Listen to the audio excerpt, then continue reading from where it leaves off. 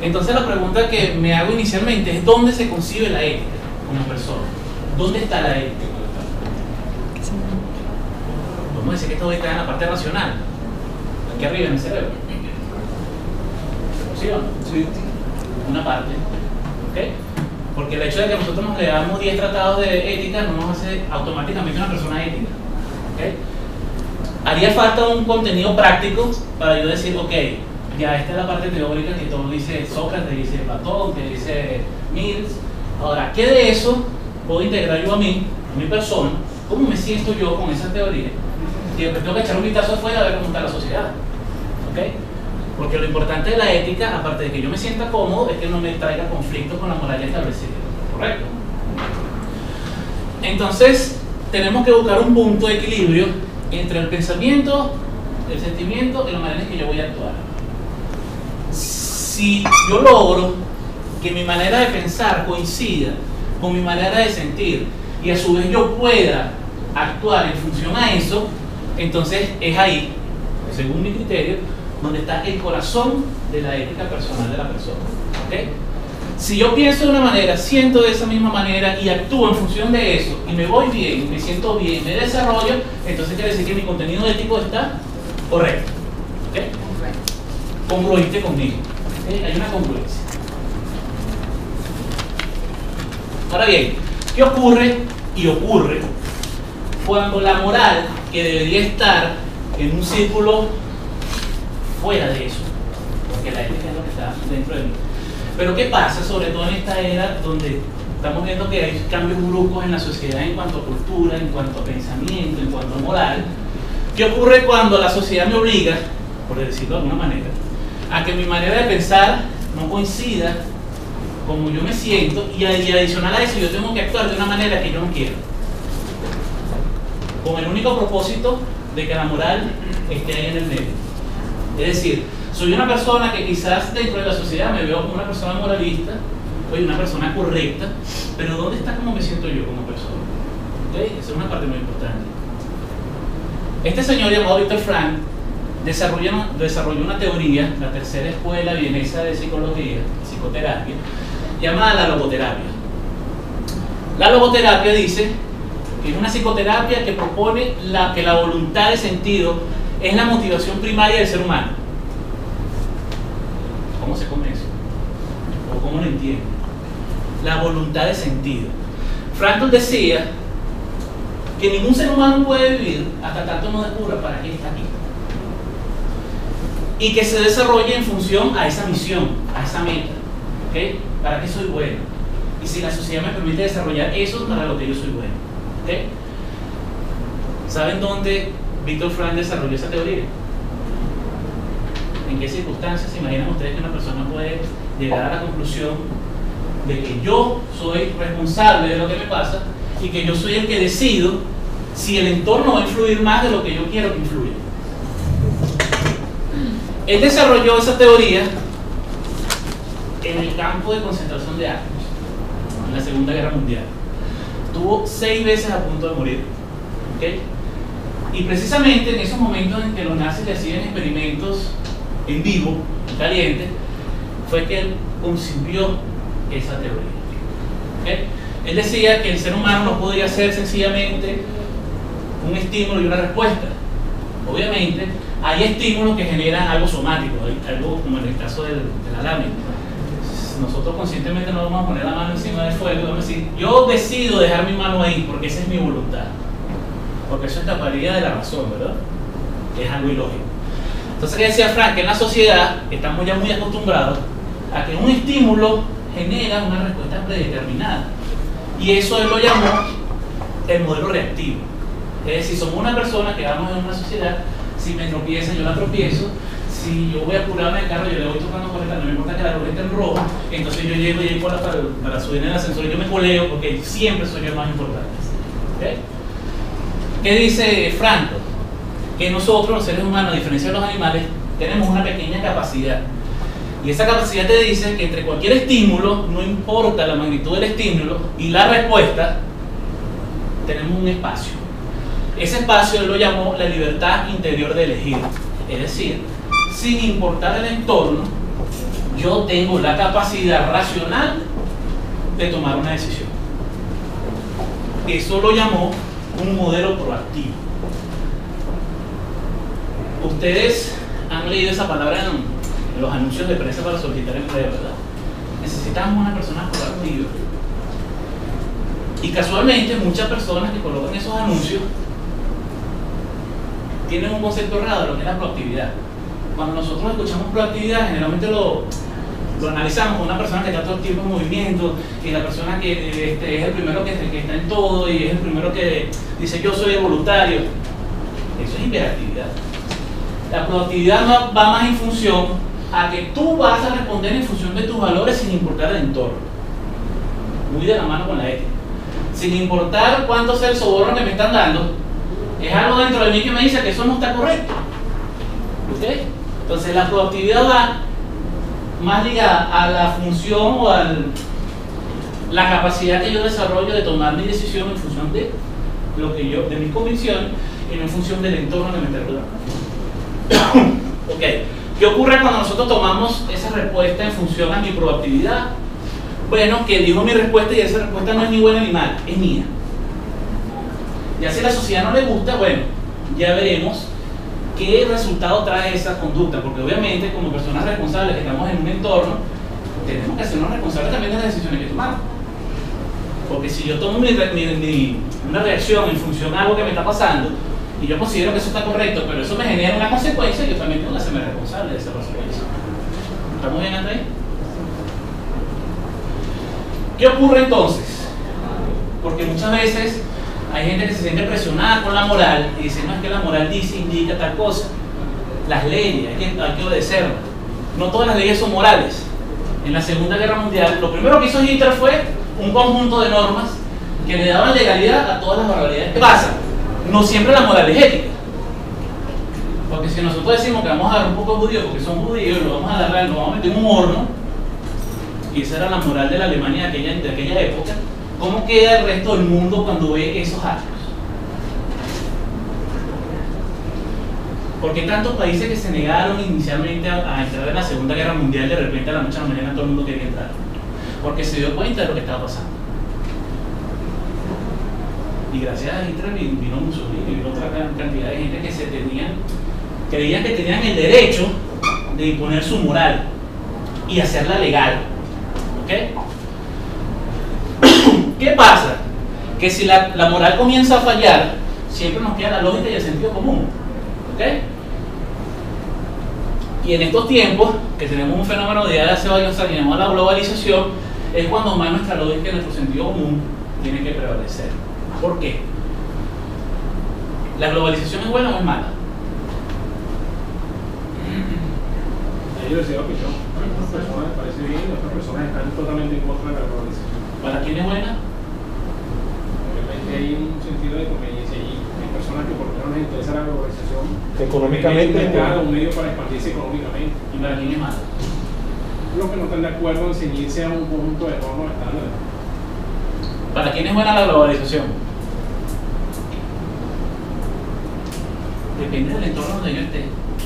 Porque si yo vivo en un país tercermundista, el mercado globalizado me afecta de manera positiva o negativa.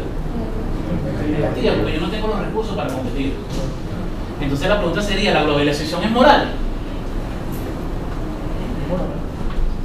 Sí, es moral. Es moral, pero es ética.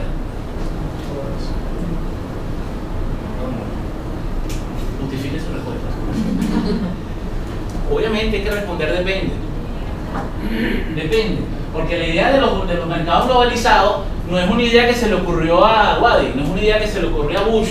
Es algo que nació naturalmente, gracias a la tecnología, por ejemplo.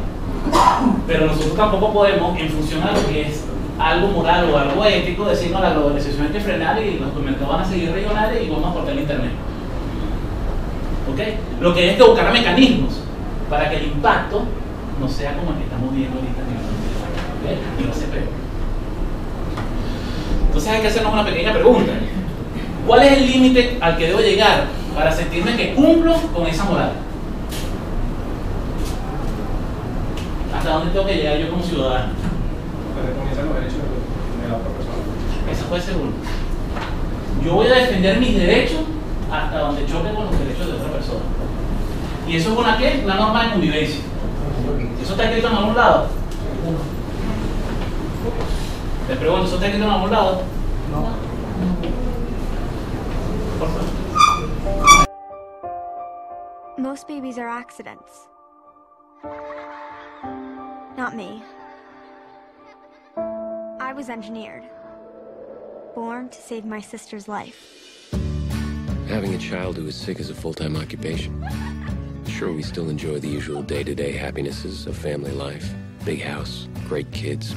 You want to see a routine? What routine? Hey, baby, what's your sign? Cancer. You're a Cancer? No, I'm a Leo, but I have cancer. But beneath the exterior, there are cracks, resentments that threaten the very foundation of our lives. Oh my gosh, it's really you. I'm Campbell Alexander. What can I do for you? You've seen my commercials. That's why I'm here. My sister has been in renal failure for months now. You're supposed to give her a kidney? I want to sue my parents for the rights to my own body. Would you repeat that, please? What's going on? Anna, you're suing us? I don't want to do it anymore, Mom. It's my body. I want to be able to make my own decisions about what to do with it. From the moment we decided to genetically conceive, I suppose it was our fault. But it's against her will, so how does that work? We went against nature, but we forced her into helping her sister. And Taylor, maybe we could hang together sometime. Yeah. I don't mind my disease killing me, but it's killing my family too. What is she doing out of the hospital? We're going to the beach. You take her to the beach, you're If killing you'd her. like She's to come, gonna die. you better come, because if you don't, I want a divorce. But somehow, the very things that tore us apart Anna doesn't want to do it anymore. I don't believe you. You are hiding something, Anna. Just tell him. would bring us together in ways we could have never imagined. Do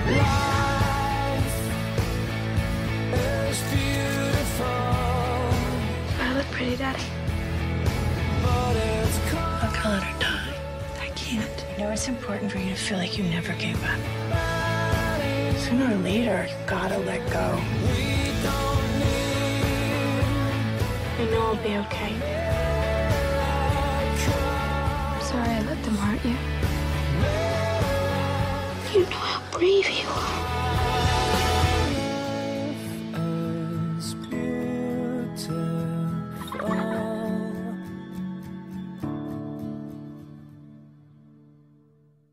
Ética, que estamos estudiando ética, la volví a ver y la verdad que la manera de ver la película es totalmente distinta. Es una película excelente para uno entender la definición de un conflicto ético. ¿Okay? ¿Por qué? Porque esta señora que está aquí, que es la madre, si uno quita el entorno, es una excelente madre. Va a hacer lo imposible, va a hacer hasta lo último para salvar a su hija, que nació con una deficiencia inmune que era propensa al cáncer. ¿Okay? De hecho, antes de morirse, la niña pasó por 4 tipos diferentes de cáncer. La curaban y al año volvía a remisión con otro tipo de cáncer. ¿Dónde se presenta el conflicto ético de esta película? Para no extenderme mucho.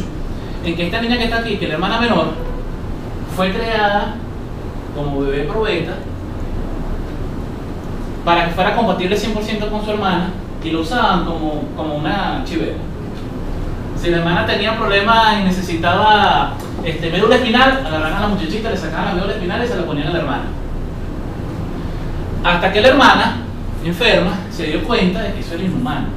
O sea, ella no tiene la culpa que yo haya nacido así, y si yo estoy destinada a morirme, me muero. ¿Okay? Entonces ella convence a la hermanita, y entre los 3 hermanos contrató a un abogado para ella emanciparse médicamente. ¿Por qué? Porque la hermana tenía cáncer y necesitaba un riñón, y se lo iban a sacar a ella para hacerlo a su hermana. ¿Okay? Entonces es toda una trama de decisiones, termina una decisión, viene otra, termina una decisión, viene otra, donde uno dice que entonces ¿qué es la ética? Porque para esa madre mi hija tiene que vivir, y si yo tengo que quitarte un riñón te lo quito. Ahora, eso es moral. Desde ese punto de vista no, porque está añadiendo.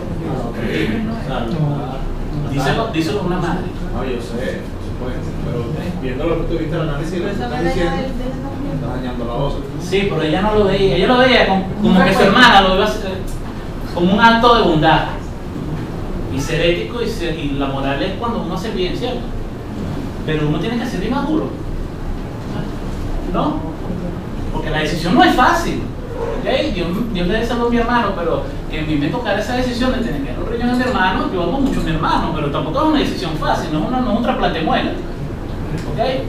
No es que le voy a dar mi cabello a él para que se haga una peluca.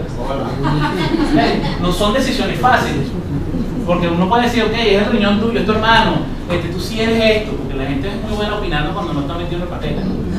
Okay, pero lo que decía la niña, decía, ok, pero es que el médico me explicó que si yo le doy a esta edad un riñón a mi hermana, yo no voy a poder tomar refresco, yo no puedo ir a fiesta, yo no puedo tomar alcohol, yo no puedo llevar sol, yo no puedo hacer... Entonces eso es una vida. Someterse a un trasplante a los 8 años. Eso es un dilema ético. No que corbata me pongo hoy. Eso no es un dilema ético. El dilema ético es cuando en verdad tienes que ver qué tienes adentro para responder. ¿Okay? Se la recomiendo. Yo la tengo hoy, pero no la presto. ¿Okay? Entonces es cuando yo me tengo que preguntar cuánto es suficiente. ¿Hasta dónde tengo yo que llegar? ¿Okay? Y nos plantea otra pregunta más interesante. ¿Cuál es el futuro de la ética? Porque obviamente esa globalización de los mercados ya está pasando por la globalización de la cultura. Venezuela es uno de los países que está sufriendo ese proceso de transculturización bárbaro. Levanten la mano quien aquí celebra Halloween.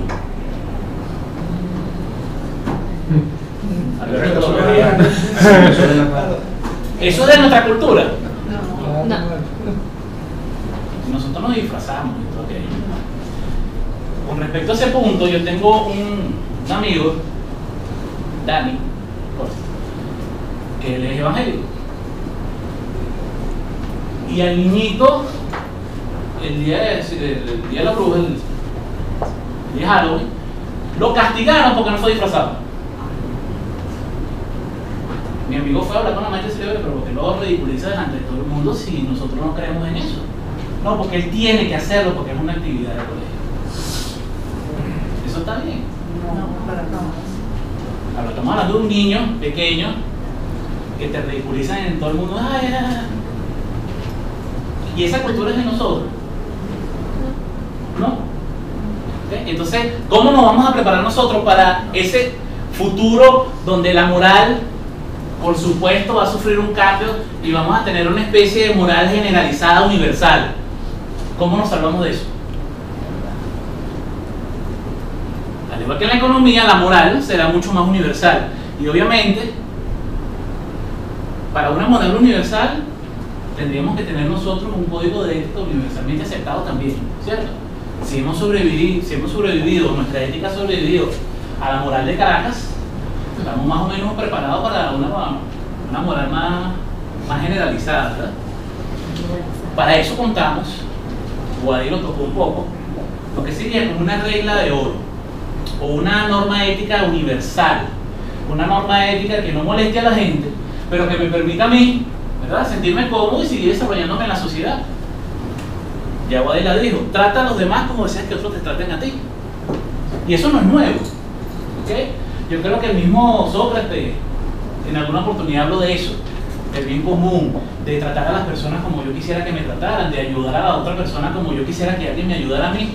Y como dijo Guadi, hay muchas culturas, muchas religiones que tienen una versión con el mismo propósito. Para los que son católicos, podemos extraer que así como en todo, traten a los demás como quieren que otros los traten a ustedes. Eso es fácil.